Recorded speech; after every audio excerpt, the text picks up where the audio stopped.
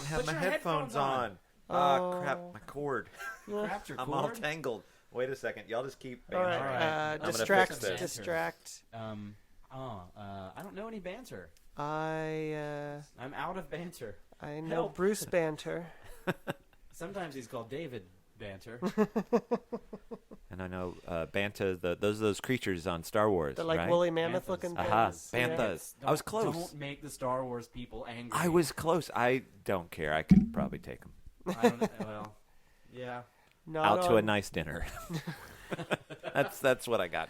Not on their own MMO. Like those geek They would- dating services. So I guess we're launching right on into it. I with, guess. what I believe is episode 14, unless some unforeseen disaster happens. Switches the episodes Yeah. around. Right. Who would do that? The internet? The internet. Oh. The internet. It's trouble. Ben would do it. Oh, Ben would do we got it. trouble.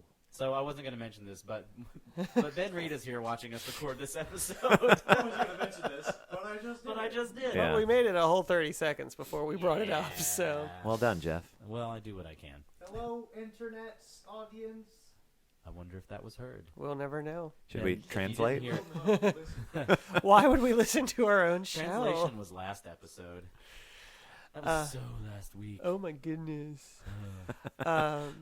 We've hit our 2000th download Hey, that's Wow. as of this week. Yeah. Wait That's a a second. thing. Wasn't it like just 1,000 a week ago? Well, it took 2 months to get the first 1,000 Uh-huh. and 1 month to get the second. Oh, I see. Okay. Yeah. So if you plot that on an exponential graph, we're going to have 1 million by like Tuesday. That's what I keep telling people. Well, you won't have to tell them. But for now, long if it now I have actual facts to back it up. I don't know if you'd dang go with it. the word facts there, but you do have Numeric distractions. yes, Ooh. numeric distractions. Well, who's got an article? Who wants to start? Who wants to lead us off? I'll go first only because this was kind of bouncing off of something Aaron was talking about last week, and these AIs that were pulling information from Facebook and Twitter to make a different gaming experience, to make Sure. it more personal. Right. Was that correct? Yes. Okay. You were grinning. I thought I said something wrong. But anyway, this article was actually sent in by a listener, Jason Pankoffer. Yeah. Hi, Jason. Yeah. Hey. A nice comment on the site. He did. He's also one half of the delightful couple that I married a couple weeks ago, and so I know what that means, but Yes. every time I hear you say it, it always just for a second tickles And- this and couple I married. and I like saying it that way because I'm building this persona that I'm the Reverend Sun Young Moon and going to marry thousands and millions of the people. Reverend some young guy. Yeah, create an army of love. And so, anyway, Jason sent this article a couple weeks ago, and I got to be honest, Jason, I kind of skimmed it, and then I put it away for a little while. And that's why I was really interested last week when Aaron started talking about his article, because I was like, if only I had been more Whoa, the robots are happening. active. All right. We're going to hit pause. Hang on, guys. Into it. Thank you. It's like Beetlejuice. If you say robot 3 times, they show up. We were Awesome. talking about that I had started the AI discussion last week about video games. And I wish I had, and so Jason sent this article, and so this week I spent more time researching it, and it was absolutely brilliant. This is a PhD candidate. Thank you, Ben, if you didn't hear that. Candidate named Michael Cook. He's Our like pro- our shadow guy in the booth. Our producer Ben in the booth. Right. Yeah. Well, Ben's giving us a signal that it's time to move on. Time to wrap up. He's giving us. So there's this guy, Michael Cook, a PhD candidate working with the Computational Creativity Group at Imperial College in London, where he also got his Master's of Engineering in Computing. And he created this program called ANGELINA. You mean program like an application or like program like course of study? Oh, like a program, this like thing an he put application. together, application, Okay. thank you. He put this thing together called ANGELINA, and it is a AI program that he has created that creates its own video games, platform type jumper games, which I had to look up. I'd always heard that term platform game and had to look up, and It's not as complicated as It you really thought. isn't. It's like your Mario style. It's Literally. like you jump from platform to platform. right. Yeah. So that's what it means. So it generates these platform style games, but the interesting way that it does it is it scans articles from the Guardian, the paper, and it will latch onto a certain article and then take keywords and phrases from the article, and then go out to the internet and pull images, pull sounds, pull pictures, and then create this platform game. So it'll be like Prime Minister so-and-so shot down an idea in the House of Commons, and then Then the it'll Prime Minister shows up with a Gatling gun and like. shooting down ideas. And actually, that's not too far off. I mean, they said the game, and there's a website you can go to, and I went and played some of the games. And this guy, Michael Cook, you need to. What we need, we're going to set a link to his site that he maintains. And this time I mean it. And oh yeah, I mean it only because he. Aaron, have you not been doing your homework? Sometimes. Keep talking. Keep talking. Okay.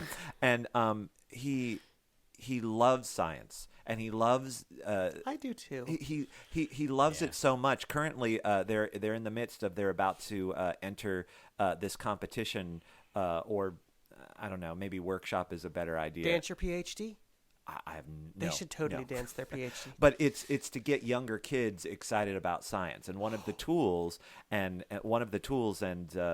ways that he does that is this Angelina game, by pulling sort of key things, because it can be used in an educational way, kind of like that video game I talked about a couple of podcasts ago, Anthropology, Anthropology, that used this sort of 8-bit video game she created to talk about her transgender Oh experience. yeah, I went back and played Yeah. that the week after we talked about it. It was yeah. an interesting little system. And so it's the same idea, the idea that you play this platform game and it throws images and sound bites and things at you, so you get this sort of slightly more immersive experience. And again, granted, it's still very simple, the presentation. However, it's been getting progressively better ever since he launched this. I think it was like a year and a half ago or so. Right. It's getting smarter. It's getting more and more refined. He's polishing it a bit more, and he said he's at the point now where, like the first generation of it, it was creating the basic game, but a lot of the polish had to be put on by humans. Had to come back in and clean things up. Now he said it's at the point where while the games it's creating are more clunkier, it's completely generated by the application now. Wow. And so it's getting better and more refined. And Nice. it's just and there's a lot of other little sound bites and things from the article and research I was doing about it. But again, we're going to post a link to his site, because you need to go and research this guy and look him up. Stare a hole into Aaron when you say that. I was just We're going to post. I was just so excited because he's very excited about the applications of this and just science in general, and getting kids excited about science. And as an educator, that made me very excited. It's a very. I mean, it's got to be going on. I mean, there's a barrier when you're first starting to like study science, where at first it's like indecipherable and more confusing before you realize that it's how much out there is exciting about science. Right, and that everything is science. And that everything is science. But then the way we approach it in a lot of early education, it's like memorize this, write down this. Yeah. Rather than a series of explorations, it's here are the answers we've already learned. Because you do need a certain basis of that to then go out and explore and find your own answers about things. But we've got to find a way to, keep that really energized and sparked. Atlanta, DeKalb right now has a massive financial budget issue in the elementary school system, and Fernbank Science Center is they're talking about. I think they've decided to not close it, which is good, because if it were to close, it's not going to be able to ever come back. They're cutting it way, way back, but that is at least recoverable. As long as it exists, it could be rebuilt back up. But yeah, I sent letter to the Board of Education. I was like, there's so much about science in the classroom that is dull and repetitive until you get past a certain point, that one of the things that I remember is going to the Fernbank Science Center for field trips, for activities, and getting sparked about, oh, they don't just say, here's the answer. They're like, all right, here's some information, here's some tools, figure this out. We'll help you, we'll work with you, but we're not just going to tell you straight out what it is that we're trying to observe here. Yeah.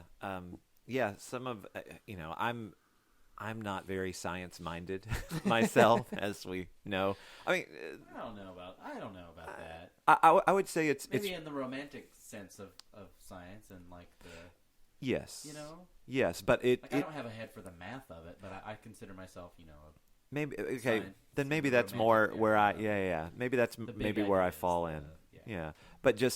But I loved those types of museums and places growing up, like going to Fernbank, the Franklin Institute in Philadelphia. There was this big science museum, I think it was called Mosey, that was in Tampa, that I remember going to when I was a kid. But it was, I'm very much a visual learner. I need to see it. And so all the fun little interactive things that you got kiosks, to play with. yeah. Those are the nuggets that I remember and I take with me. Yeah. Not the lists that we Right. had to memorize in our science books in my Becca curriculum based class. Yeah. Not that those things aren't important, and not that we're not, but Right. But it's also interesting. Again, immersion. talking about science, there was this article that I read this week talking about how the language of politics, say 30 years ago, was all about facts. In terms of like when they would debate, I don't know, whether to build a new road or, let's cut carbon emissions, yada, yada, and everything was science-based. But how now we're like 30 years later and... I think. Yeah. all emotion. Yeah. Well, and I wonder if that doesn't, parallel a little bit with rise of video. I mean, okay, like TV elections, or debates. Was it the Kennedy-Nixon debate that changed politics as we know it, right? And what does video do best? Convey emotion, right? Video doesn't convey facts as well as video conveys a You're feeling. right. Yeah. And now, if the most of our political dialogue are in 24-hour news cycles and campaign ads and on TV or the internet, then I guess I feel becomes the active word instead of it's damaging. I Yeah, think, because it's or I know. it's almost creating this sort of willful ignorance. Of, The anti-intellectualism of, any of the people, they're elite, they went to this fancy school, and Right. good old Americans don't go to these fancy schools. And it's like, well, I would like someone who knows more than me to be making important worldwide decisions. Yeah. Yeah. The best, I think, leaders surround themselves with people who think that they are smarter than that person is. And those that, what's the phrase? Like, A players, hire A players or hire A plus players or whatever. Mm-hmm. And if they don't, then if they hire people that they think are lesser than them, then they are afraid.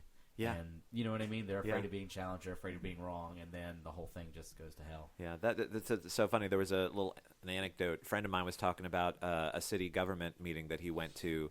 I don't know how long ago it was, but one of the people that was overseeing some section of the city government stood up like in an open meeting complaining to the mayor and the councilors of my department's completely out of control. They don't listen to me. They don't respect me. Nothing gets done. And the council's solution was, well, all right, then we're going to fire you.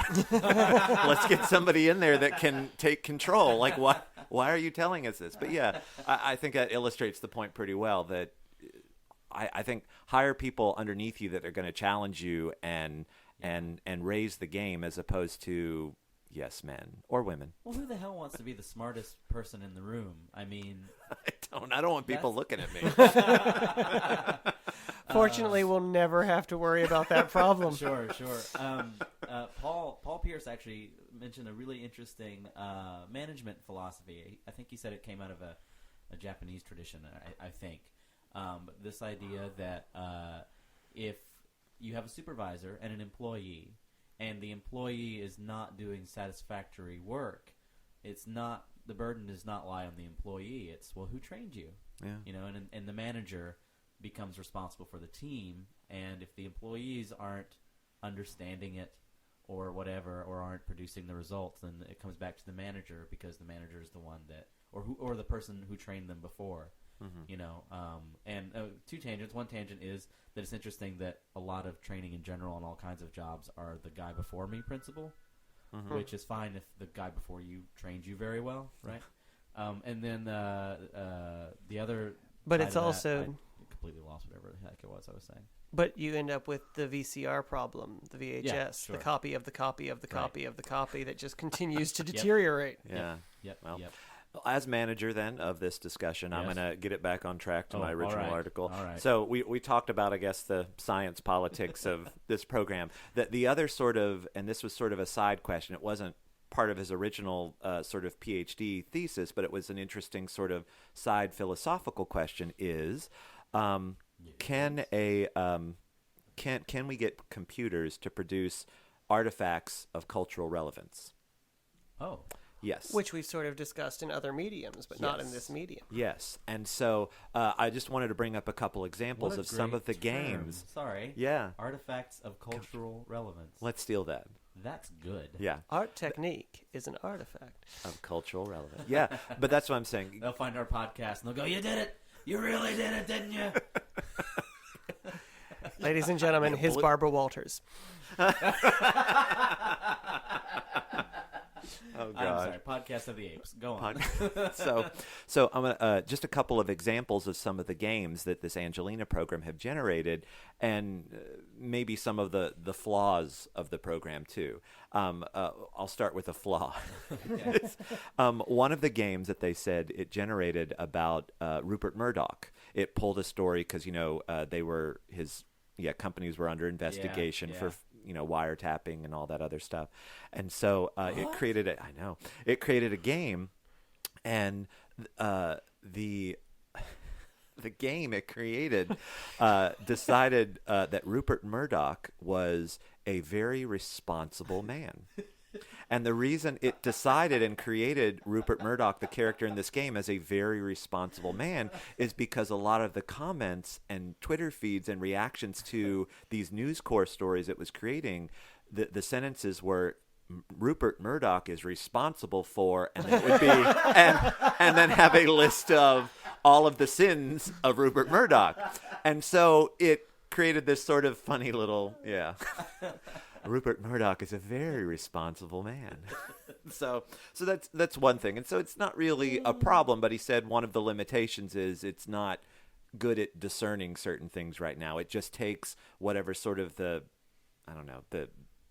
whatever is the most of out there and grabs onto it to create the game. Another interesting game that it created was... well, I don't have the name of this particular game, but they said, for example, they were describing it. It said there was a smiling picture of President Obama layered over sounds of war with pictures of Afghanistan in the background, and how they were saying that, if this was something that was made by a human being, we would be debating the cultural significance, motives, right? That what's really behind it. But the fact is, this was a completely generated game by this AI program, and so it's starting to get into that area of, I guess, what is art, Right. Right. What is art, and so so I'm just gonna throw that out there and let you. Well, before we respond, let me take a quick second to save our file. Okay. All right, and we're back. I, by the way, before we get responses, I like that with Ben here sitting on the sofa. I feel like we're doing the live podcast. It is. It raises the game a little bit. Studio audience. If you'd like to be a part of the studio audience of ArTechník, Please send a send. self-addressed Get stamped in your envelope car and a and blank drive check. to Columbus, Georgia. Anyway, so so responses to the Is it art? Yeah. Made by machine. Made by machine. I think so. I think so. But I do tend to rule in favor of the machines, as we all know. But because it strikes me as art in the same way that a gardener's work could be art. You make a plan, in this case, a program. You plant some seeds, in this case, sort of the algorithms and the math that's going to allow the thing to decide what it wants to be. And then the thing grows in ways you kind of expect based on some things and ways that you might not expect based on, the input it gets. In the case of a garden, weather. In the case of the game, the input that it's pulling out, So I feel like in that way, even though the machine, if you can't detach the person from the machine. So it is still, I think, art because the genesis originally was. So it's the art of the original human creator, not art of the machine. The machine is the paintbrush. The machine is the... Yeah, I would say so. And maybe as we move on, it'll be a little more of a relationship, but because it's not truly self-manifesting, since it's not, the machine didn't wake up and, go to the coffee shop and sit and be angsty and write stuff all by its lonesome, you know what I mean? It's still sort of just carrying out its set of instructions. It's not truly collaborative art yet. But I do think it's the art of the... Yeah, but it's on the way. Yes. It's on. I think that's a very compelling argument in that it is art of the human with the assistance of the machine, rather than it is the machine creating art at this point. But I feel like while it taps into sort of the zeitgeist, because it's whatever the Google search sort of thing reveals, it's what's going on, it's what is trending, it's what is coming up from common keywords. It feels still accidental to me, and I think for me, art has to have a specific personal intent. So I think the program, not Anita. Angelina. I think Angelina, but I feel like the game it generated is more like a Rorschach test than art per se. Like the ink blots are cool and interesting to look at and they trigger some emotional response, but I think because it's pulling from what is already an emotional response category, that's what's triggering that connection between the human and this created piece of the game rather than Angelina. It's always interesting. Every time I've had this conversation with people, whether it's in college or, just between friends here, okay, I'm trying to formulate this. I put less importance on the creator and a greater importance on the user or who is observing the art or watching the play or watching the movie. You know what? Does that make sense? Yeah. And that's if I you don't perceive a stump in the woods Yeah. as aesthetically pleasing, it Right. is aesthetically pleasing. And that's just in the something, woods. and I know that's a disagreement I've had with some people. Some people can kind of concede my point and see my point of view, but for the most part, Sorry, there's like a Keystone Cops style comedy of man, and I'm headphone spinning wrangling. over here as much as I can, but it's hilarious to watch you guys pass these wires back and forth. I'm so sorry. Speaking of user-generated art, I enjoyed that very much. But it just I put more emphasis on the user, the audience. I think for an experience, yes. Yeah. I think for an object, a task, I was supposed to stay far away from the microphone. Yes, but still pointing Yeah, towards that's it. I think the creation of art and the appreciation of art are two different debates. Okay. And I think there does have to be some intent if you're saying I am creating art, then looking at something and saying this has artistic elements and attributes. Yeah, I would say they are different things. And so maybe the product, now I'm trapping myself in a corner, the product, the game, could be perceived as artistic, whereas I don't view the game as a work of art. I view Angelina as the work of art. Okay. Right. I could see that. Yeah. I could also see you being completely wrong for some reason that I have no. Well, anything for one of thing, other it's an than to the opinion, and contrary. therefore... I just felt like we were being too. Well, no, because we... There. Apparently, our audio software thought we were being too agreeable as well, so it quit the podcast. Well, I think the Powered problem down. is, unlike other shows out there that have all sorts of ratings, And equipment. And we did just totally disagree. We made 3 totally separate points and Yeah. disagreed with each other, and then said, I see where you're coming from. Yeah. I still disagree, but I see exactly Yeah. where you're coming from and think that's acknowledge that that is a viewpoint. I want to throw one last thing out there, All right, then I have talking about some. the Whoa, art, throw it. and then we'll move on. No, because I I've got to loop back for just one other thing. Okay, Oh, cool. The very last thing was a new element of this more updated version of Angelina is that he's given her the ability, which is another to adopt completely children different, in other countries. which is another completely different argument that he refers to her as a she, and that named her an Angelina. That that's a side Siri, conversation he wants to have with people, and so he's thrown that challenge out there. She gives birth to games. I guess, yeah. Anyway. But so anyway, he's given her the ability to name the games that she creates now, and to come up with sort of funny, catchy titles. He's created a pun algorithm, and so it essentially scans Pungorithm? yes, scans novels and different phraseologies out there and pulls them based on elements in the game. So, for example, there's a game that he created, or I'm sorry, Angelina created, based on the Eurozone crisis. Both things you said were right. Okay, You created, Angelina created. that would and that would be Aaron's argument. Right. Anyway, sorry. And so The father and the mother. so it created this Eurozone crisis game based on, because they're having all those Yeah. financial problems over there. Which, by the way, Eurozone Crisis is already a good name for a video game. Wait, the name that Angelina came up with is even better. Sweet. I just want to end with this. Hit me. So it's Eurozone crisis. It pulls pictures of Nicolas Sarkozy was still president at the time. This was, I think, pre-election, and Right. so anyway.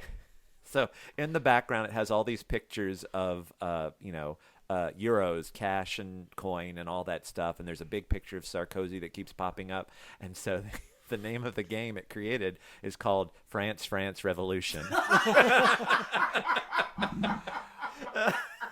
All right, Angelina, you convinced me. You are creating art.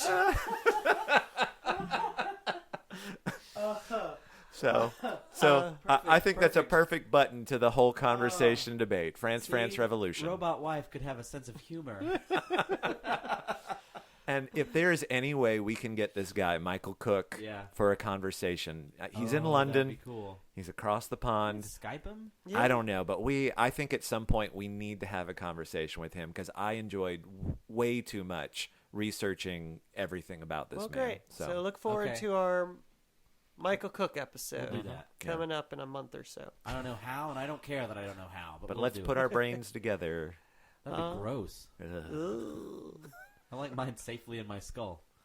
Thank you. Uh, Well, as safe as it could be. It's I was about got to no say, company in there, and it's kind of dark. rattle, rattle, rattle, rattle, rattle. Were you the Hamburglar? Robble, robble. No, he was a Shakespearean villager. that's right. Oh, I see. Rabble, rabble. I think now I'm seeing those little guys from Princess Mononoke. The little shaky head things.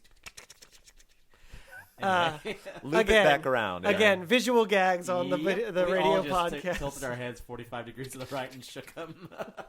As did you when you were listening. Admit it. Okay, so this isn't quite like looping backwards. It's going to branch off from an earlier point of the conversation. There was a release in the last couple of weeks by the European Commission for to encourage girls to go into the scientific fields early on.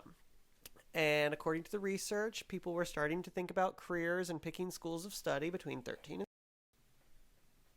and 17, so they made this music video called Science. It's a girl thing.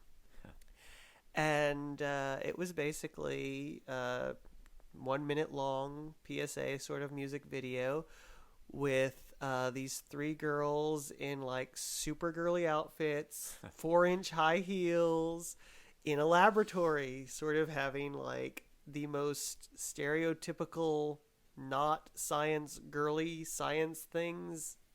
And so they're like analyzing lipstick and chemical analysis on mascara, and at one point they figure out hydrogen, which is the most basic element of them all. And there's like this one male scientist. He keeps like looking up from his microscope and pulling his glasses down to sort of look at the three sexy girl scientists. And they're like, "Ooh." And apparently it has turned girls off completely. Like all of the focus groups, all of the test results are like, we don't want to be stupid. It's really condescending. It's really stereotyping. And I applaud the intent, which is to let girls be interested in science and be like, it's okay. It's something you know, it's okay to be smart. It's great to be smart. But apparently the execution just, I mean, it looks like a makeup commercial. You would think advertisements, number one, about science, number two, they would have done some research before. The sad thing but you said this is European, right? Yeah. All right. Well, that makes sense. A culture that advocates mistresses and, you know. Whoa. We have listeners over there. I love you. Mister. Please We're get your doing mistress really well to listen in as Canada, well. by the way. Really? Weird. But anyway. Okay. Sorry. Moving on. It's because I say sorry. It makes them feel at home and welcome At home. They're just when they're listening on culturally, you know, ahead of the rest of the world because they're always skating to where the puck will be. Wow. And there go all of our Canadian listeners. Come back, Canada. So that was not like my big article for this week, but I happened to hear it this week and then hearing it sparked. So I think that's sort of a fun sidetrack of just how horribly, and I'll try and, since I'm having to remember to post links this week anyway, I'll also throw a link up to this girly science makeup video. It's ridiculous. So what were the articles I brought this week is the question I hear the group asking. Yes. What were the articles you brought this week? I don't know, my computer crashed. I have to pull them up again. Oh, okay. Y'all talk about girls in science. Could. I won't. You're asking me to draw on things I don't know that much about. Girls in science. Dying alone. Oh, that's why we have a podcast. Because we meet a lot of women in a room by ourselves. That's right. Surrounded by microphones. Ben has left the room. I just want to throw that out. Ben left a little while ago. Can you blame him? He missed the hijinks of the headphone. He did. Digression. All right. Oh, I do have a good one. I want to talk about an You article just saved the show. I found called "The Low Theater of High Tech," and I love this. This is the idea that product release announcements are the new snake oil shows, like the huckster hawking this magical ware that's going to fix all of your that problems. might tie into what I'm going to talk about. So, yep. keep going. And so they talk specifically about the most recent being the Surface, the Windows Microsoft tablet-y Surface tablet thing. I think, by the way, Microsoft is going to do something pretty neat with their tablet initiative, but that's a different conversation. Keep going. It's part of the same conversation. But he says they basically stole all the wrong parts of a Mac release. And didn't quite have the showmanship or the specific details that like really lock you in and make you, this is a thing that's got to, the snake oil of it's going to cure this and it's going to do specifically this and you're going to take it twice a day and it's going to do other things for other reasons. But they were like, it's going to be comparably priced to other tablets in the Ultra PC model and it's going to almost be this someday, but right now it's this prototype. And he's like, instead of boom, here it is. Boom, here it is. How bad you want it. And getting you salivating right then. And the art of the tease. That does actually jump right into what I want to talk about. We'll lead with it. We'll two combine. Things. Okay, sure. Yeah, let's weave all these together.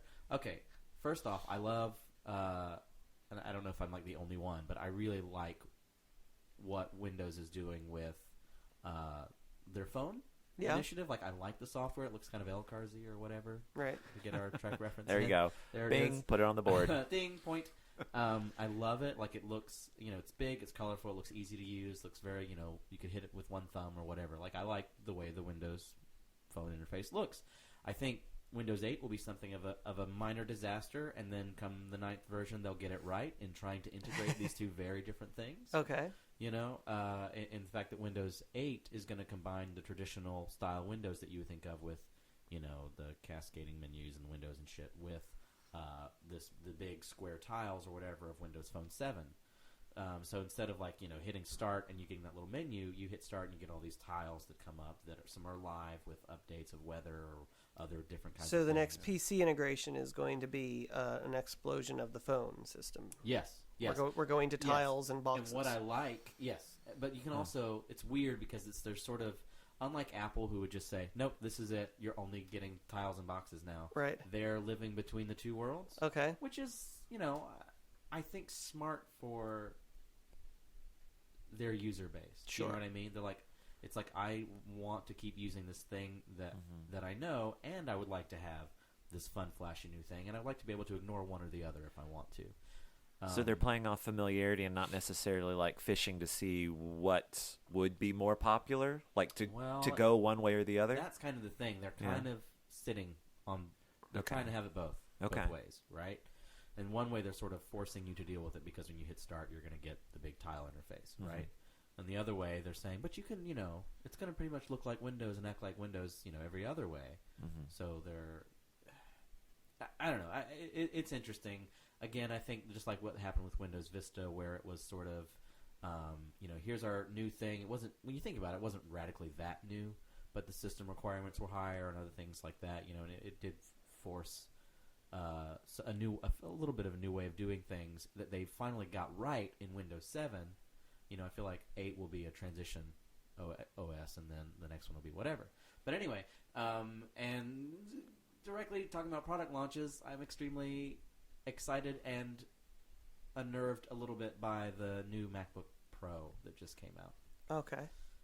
We know nothing about the new MacBook Pro. Tell us about it, Jeff. I think there's a demon inside. All right. So it's a scrying glass that they're selling as a computer. Sure. Yes. Yes. Okay. In classic like Apple fashion or whatever, they you know they took and they warned us this was going to happen when the MacBook Air came out. Okay. They said this is the way all of our notebooks are going to go. And they kind of said that a couple of ways. And what they mean is no optical drive inside, thin, all-flash memory, all that kind of stuff. Fewer ports, you know, that kind of stuff. The MacBook Pro has the Retina display, as they call it, which is that really ridiculously high-resolution display that's like on the phones and on the new iPads and stuff or whatever. Such high pixel density that you can have a full 1080p video, like on your HD TV running basically in a window, basically. Yeah. You know, and all that's cool. They say like the rest of the web looks like total crap because the sites aren't, you know, most sites just aren't optimized to do all that. And there's a lot of pixel doubling and like, you know, whatever. And that's transitional and that's fine. But they took out the optical drive. Okay, we all knew that was going to happen one day. And they built all this like, it's all flash storage and it's all this kind of stuff. But when they show you the guts and they take away like the under panel, and they show you the guts, and you've got two fans, this cooling system of these two big fans, and then on the bottom is an irregularly shaped series of batteries, right? Boom, boom, boom, boom, boom. And it looks like this evil demon face with this jacked up grill every time they show it. Wow. Like, there's evil inside of that machine. Bum, bum, bum. Evil inside. Yeah, but they like sell it. But watching the keynote, because I watch the keynotes because I'm a dork. Hey, they are designed to be snake oil shows. And they are, and that's what I'm that's what I'm going to get to is that they are so like they lead with these videos about this again emotional impact, huge emotional impact of their products, where you just go, you know, Scruffy believes in this company, you know what I mean? Yes. Because they open the WWDC keynote with this video about how various apps in the App Store on the devices have changed people's lives. Like this, they keep coming back to this shot of this guy who is blind and is now able to explore the woods on his own because he's got an app that on his phone that's sort of letting him know where obstacles and trees are and walk this far. Echolocation app. I guess so, but I don't know what it is. But he's like for the first time in my life, I self-navigating. I can spend extended periods of time by myself in the woods, exploring, unafraid. and all these other things like impact in education and all this other kind of stuff where you're just like, I mean, I was just like, oh my God, wow. Yeah. You know, yes, you're a soulless company that's, you know, taking all my money, but on the other hand, I'm like, oh my God, you've got reach and impact and stuff like that. I'm not saying that other technology companies don't. I'm not saying that at all. I'm just saying Apple, from day one, understands how to sell the emotion of what they do, where you feel like they are benefiting humanity. That it's more than a device. Yeah, that and it's- and it's the first time in a while that I felt good about Apple again in a way. Do you know what I mean? Because that sort of started to wane for me quite a bit. They were the underdog, and then they started taking a bigger share, and Yeah. suddenly they're the monolithic, you know. Yeah, and good for them. Success is great. I don't want to be like one of those guys like, well, I liked them until they went pop. Correct. Or whatever. But on the other hand, like I don't want them. I say I don't want them to lose their way, but on the other hand, yes, I understand they're all about money because Yeah. they're supposed to be. They're Right. a company. Yeah. That's what they do. But they if you can have be a both- money oriented company that's letting blind people live independently for the first time in their lives in a Right. different way than they're living, you know, where they can go into an unexplored environment, Right. Yeah. then why not be both? Why not Right. do both? But I do Yeah. wish they would drop the snarky side of it. They'll talk You're about not other cool programs. enough to be a Mac. Well, like literally in the keynotes, they'll talk about other companies. They'll be like, you know, and you know, if you use, I don't know, legacy, they'll use that word, or lesser applications. They use the word lesser. And I'm just like, okay, really, stop it. Yeah. You're being a douche.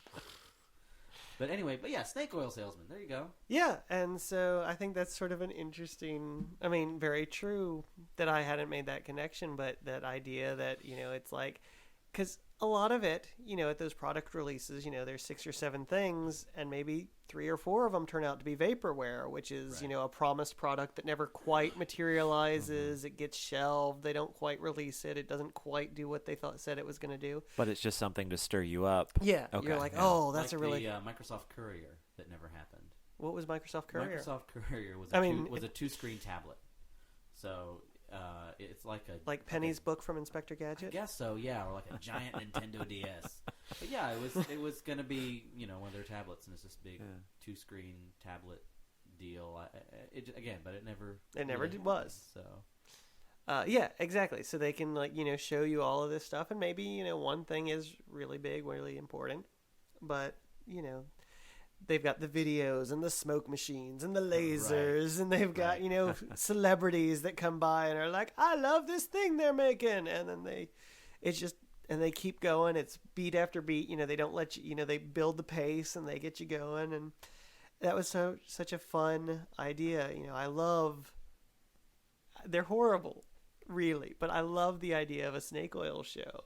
Yeah. didn't And you kind of do one? I Jurassic? I was a Park Cofield and Company. We did See the Jurassicus, which is a legendary Appalachian creature that has 2 legs on the right side of its body are shorter than the legs on its left side, so that it can stand firmly on a steep mountain slope, but it will stand upright. And so supposedly we had captured a Jurassicus and we were taking it around the country to see, which was based on an actual snake oil show where they said, you know, come see the Jurassicus. And they did, you know, a show, and they gathered everybody's money, and they did like 3 or 4 acts. And then this guy came running around the corner screaming, freaking out, the Jurassicus has escaped, run for your lives, get out, get out, get out. And the audience would go tearing off because they didn't want to get killed by the Jurassicus, and the guys would use that distraction to take all of their money and get Would out of they, town. In fact, go on, take the money and run. Yes. Well, they would take the money and run, and then they would go on to the next town and do it again. Got it. So it depends on where you mark the circuit, but yes, that's exactly what they did.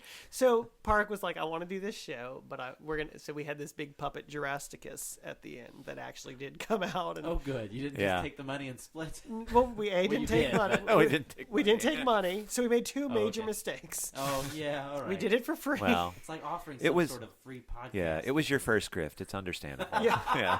I knew there was a problem with the plan, but I couldn't quite.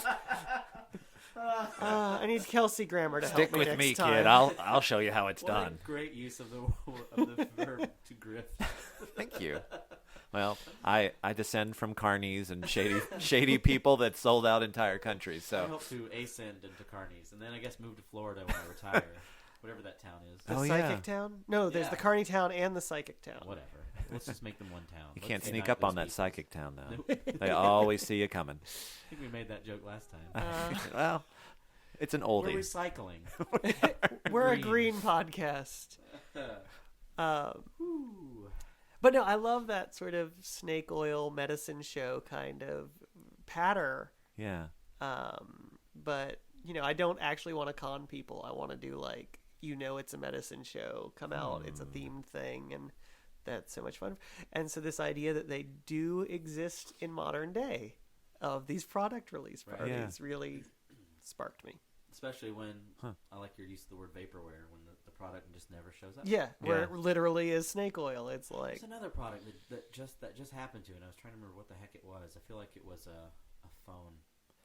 Wasn't there a video game system too? Well, the talk of thinking that Nintendo's. the Wii U is going to be vaporware. But Right. It looks like it's actually going to happen. Okay, I think that was the one I was thinking of. There was Supposed to debate happen about. this Christmas. Hmm. That's a weird little device. I Have don't you even know how seen to- it? No. think about playing the Wii U from the descriptions I've heard. It sounds like you get to play it just like a regular Wii, Right. But there's this option. If you haven't seen it, Google it. It's really interesting looking. There's the Wii U comes with this mini tablet kind of controller. That has it's like you're holding a Nintendo DS kind of or a giant Game Boy screen or whatever. It's it's got analog sticks on it and buttons and a touch screen, and it's supposed to be that it can be supplemental to the system, and I assume it will be required for some games because I guess if it comes bundled with the hardware, why wouldn't they encourage the developers to use it? But you also get to use all the other regular Wii controllers or whatever. So, I kind of want to be like, well, can I just buy the little doodad and attach it to the Wii that I've got? Because they didn't do anything significant with the graphics to bump those up, is my understanding. They really didn't do much. It's a next-generation console by chronology only. Yeah. Like the Xbox 360, It's a new controller. which is at this point old, and whatever the next one is about to come out. 720. I think so. I think that might be what it is. But even the PS3, all of these, I guess current generation, some video gamers probably going to, rake me over the coals for getting generations wrong or whatever.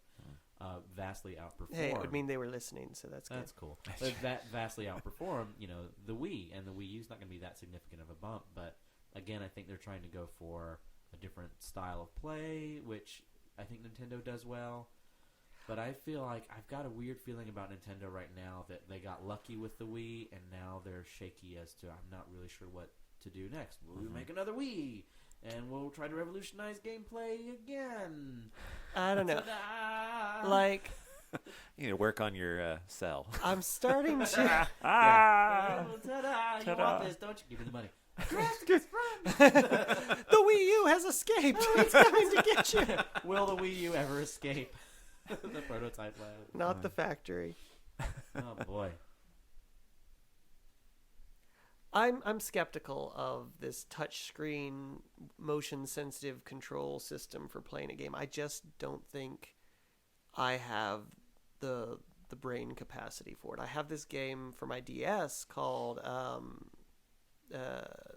the End of the World, and it's sort of It's a favorite topic here on this show. That's right. It's an RPG, but you actually have to play two characters simultaneously, one on the bottom screen with the buttons and one on the top screen with the buttons and one on the bottom screen with the stylus, and you have to attack simultaneously because there are certain attacks that you have to pass between the two characters. Yeah. And so the drawing character, you do a certain squiggle and it does a fireball, and then when it gets to the top screen, you have to hit the A button so that the fireball gets bounced back, so that it's stronger. But at the same time, there are people attacking you on both screens. And I played it for a couple weeks, a month, and I didn't make it past the opening. I was just I can't brain hard. Nah. Yeah, I played a similar game on Addicting Games, but it was the same idea. It was a split screen. It was probably a knockoff version of that, but you controlled part of it with the arrow buttons, and then the other one you controlled on the touchpad. Yeah, no, on the it was supposed to be the mouse, and all I've got is the touchpad on my right. computer. So And an extra wrinkle for you. yes, so I think I gave it about 10 minutes before my brain imploded, and I moved on. Went back to my platform you look game. good for someone whose brain's imploded. Well, I have a very large head, so Oh, I can I see. afford. You can afford something. I can afford. Oh yeah, I got it. I can afford to lose a little bit of brain mass because I have a large head. That was what I referenced. You do. You have an extremely large. 24.5 inches round. Yeah. Gigantic. Hats Inches. have That's to be- inches. I should have said not feet, not kilometers. It's 24.5 inches. Adam's head actually qualifies as a dwarf planet. It's amazing. And just to clarify, the game I was referring to is The World Ends With You, not the end of the world. The world ends with you. And also with you. And with you. Oh, Wingapo. Hey, sorry, random loop closing. The presentation for the academy that I was teaching at that we talked about last week, Yeah. with the French student went really well. Oh, Yeah. good. We, like, adapted all of our curriculum for and all that kind of stuff, and she just did a great job, and we were all very proud, and Yeah. the whole camp went over really well, and so that was a good moment, and I just wanted to let everyone know that she made it across the finish line just fine. It's a nice advertising thing for next summer's camp. Oh, I hadn't thought of it that way. I was being genuine. No, I know. No, but I was saying, like, you now have this Oh, I added see. I element. have Like, good. next year when We're you're an promoting international it, you can academy be like, now. Yeah. if you don't speak English, that's okay. We will teach you anyway. Yeah. Can I But- get you to do the commercial just like that? Yes. The sleepy My eyed. radio Yeah. DJ voice. Hey. Put that into your snake oil cell for next year. Yeah. Huh? That'd be so. You don't even have to speak English to come to our camp. Yeah, come on, kid. You wanna In be a fact, star. the less Let's you go speak now. English, the better you'll be. Speaking of speaking English, Aaron. Oh, wow. My disc is running really slow. So we're actually running the podcast off Aaron's brain. We Oh, are. that is the mistake. That Yeah, is why we can't we. run it off of yours because it imploded. It imploded. Mine is filthy and dark. Thought we implied it was small and rattling around. Beautimus. All right. Boy. So, anybody got anything exciting coming up this week? Oh, that was a poor question then. Well, I don't know. I'm still enjoying my time off and trying to freedom. Trying to get my hand into trying to drum up really some smaller projects. Sure. Your medicine show I think has sparked an idea. All so, right, let's do it. Let's see what I come up with that. But yeah, I'm just kind of really taking it easy and trying to reevaluate. I guess what the end game of my life is going to be. Probably death. Probably death. Yeah. little- Probably. I don't know. You might escape. If anyone, If might be the anybody, one. wouldn't that be irony? Like, I got sick so much as a child, and I thought surely my body is preparing itself for some For immortality. some super virus that will wipe out everybody and everything, and it'll be me. I'll break my glasses. I won't be able to read any books. that's exactly where I was. Yeah. going. Yeah. There's so much There's time. time now.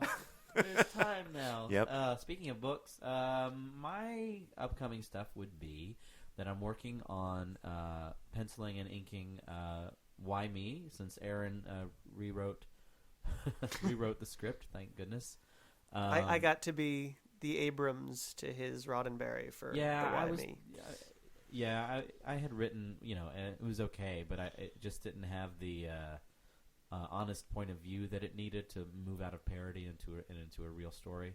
For those of you who don't know, Why Me is this comic that we do that's sort of the inspiration was like X-Men, but what if mutants were real? So, for example, Adam's character, who voices a character named Six Finger, who has two opposable thumbs on each hand, and so on and so on and so on, right? And so I'm working on penciling that so that can get into the comic book stores soon. And I'm writing Ninja Cat right now, and I'm having a lot of fun writing that. And as soon as that's written and approved, I want to start drawing that. And we've got a web series to finish shooting, and we've got another web series that we're going to start shooting. So it's not like there's a shortage of things to do, No. but that's all later. The future. The future.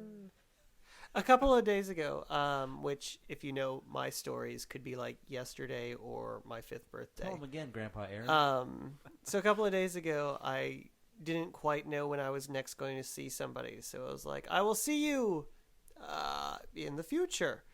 And then I heard that phrase, and I was like, oh, wow, that's both true and awesome. Yeah. So now, since then, I have made it when I remember to. When I'm leaving an environment, I'm like, I will see you in the future. That sounds like an excellent segue. Yeah. Into Then you put on your rocket pack and Johnny Birdman the heck out of there. There you go. Rocket pants. Oh, rocket pants. Rocket pants. I knew I was getting it wrong, but I was happy that I remembered at least part of Johnny Birdman. I think that sounds like a good segue to sign-offs. All right. Yep. Well, I'm Aaron, and I will see you in the future. I am Jeff, and I have already seen you in the past. And this is Adam Monteg, and I am going to go out in the world and create artifacts of cultural relevance. Nice. Boom. Boom. Art. You just got arted.